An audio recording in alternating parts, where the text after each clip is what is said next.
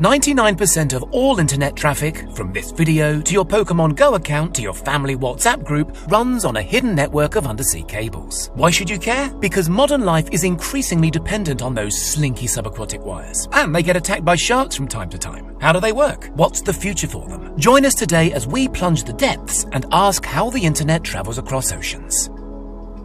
According to the authoritative Submarine Cable Map website, there are currently 493 active or actively under construction subsea internet cables crisscrossing the globe. These range from the relatively modest 300-kilometer Azerbaijan to Turkmenistan wire running under the Black Sea to the absolutely gargantuan 6,600-kilometer Marea cable linking Virginia Beach in the US with Bilbao in northern Spain. Marea weighs the same as 24 blue whales, apparently. The firms laying down this serpentine superhighway, worldwide there's now 1.5 million kilometers of undersea data wires, are cagey about how much it all costs. But professional estimates indicate a typical transoceanic cable should set you back between $300 and $400 million, which seems like a lot because they're not especially thick, typically around the girth of a garden hose, and that includes layers of protective thixotropic jelly around the all-important fiber optic core, plus multiple plastic sheaths and copper wiring to power the thing. But even so, on average they can ferry an awesome 100 gigabytes per second in data,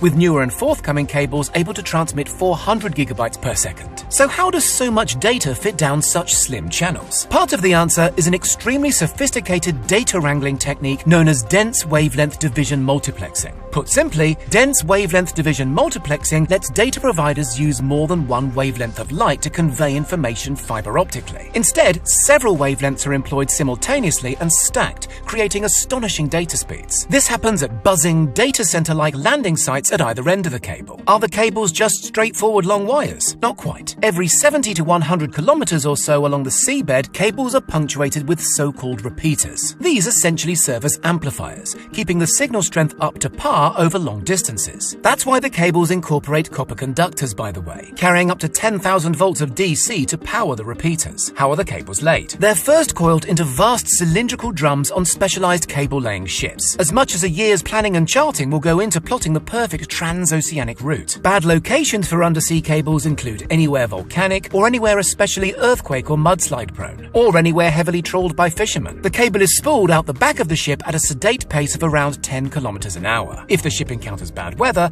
the captain can decide whether to break off the cord, tie it to a buoy, and retreat to calmer waters. When the storm passes, the ship returns to the buoy and picks up where it left off. Accidents and outages on the cables can and do occur. In 2012, Hurricane Sandy in the US knocked out several key transatlantic cables, disrupting networks for hours. In 2011, the Fukushima earthquake in Japan caused similar online carnage. The vast majority of such disruptions, however, are the result of human carelessness, typically trawler nets or wayward ship's anchors. Cables situated close to the shore are significantly more at risk from such disruption. As such, the nearer to land a cable is, the more likely it'll be carefully armor-plated. Many are even dug into the seabed in long dedicated trenches, carved out using ship-drawn plows. Awesomely, sharks have been spotted nibbling on one of Google's subsea cables. Get your teeth into this 2014 clip. More sinister even than that, the US government has consistently warned of interference in the cables from hostile foreign powers like Russia or China. The US government should know all about that. Whistleblower Edward Snowden revealed in 2013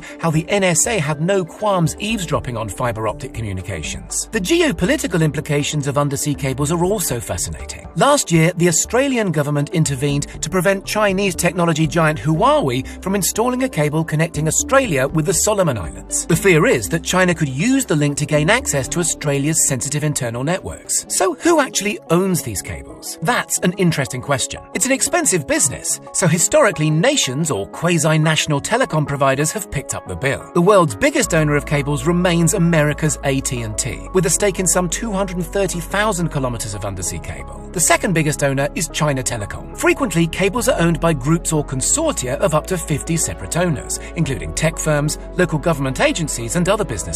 And while this model helps spread the initial cost, it's less helpful when something goes wrong and nobody can agree who has to put on a wetsuit and do something about it. Increasingly, big tech is recognizing its scope for growth is limited by the undersea cable network. So over the past few years, the overwhelming majority of investment in undersea cable infrastructure has come from companies like Facebook, which currently owns nearly 100,000 kilometers of cables. Google owns roughly the same amount. Amazon has its own massive private network, hooking up the online giant's mighty AWS data centers through cables traversing the Atlantic, Pacific, and Indian Oceans, plus the Mediterranean, and the Red Sea, and the South China Sea. The tech giants like to frame these vast environmentally disruptive infrastructure projects as civilization-enhancing largesse on their part. But they're also shareholder companies, remember, who know perfectly well that increasing the number of human beings online is the only way they can continue to grow. Hang on a second, you're probably thinking, what about Starlink? Isn't our old mate Elon about to make the internet wireless any day now? For now, cable is by far the cheapest and most efficient means of yeeting vast packets of data over incredibly long distances fast. Even normally bullish Musk says Starlink is only aimed at people who don't presently enjoy access to high-speed fiber. But who knows how that'll pan out in a decade or two. For now, the future is very much undersea cables. Only this summer, Google and Facebook announced a joint initiative to build an undersea cable named Apricot. Apricot will link up Singapore, Japan, Guam, the Philippines, Taiwan, and Indonesia by the year 2024. The longest subaquatic cable ever, a 45,000-kilometer billion-dollar monster called To Africa that will link up 33 nations, was just bankrolled by a Facebook-led consortium. What do you think? Will mankind's ingenious submarine network one day look as obsolete as the telegraph? Let us know in the comments. And don't forget to subscribe for more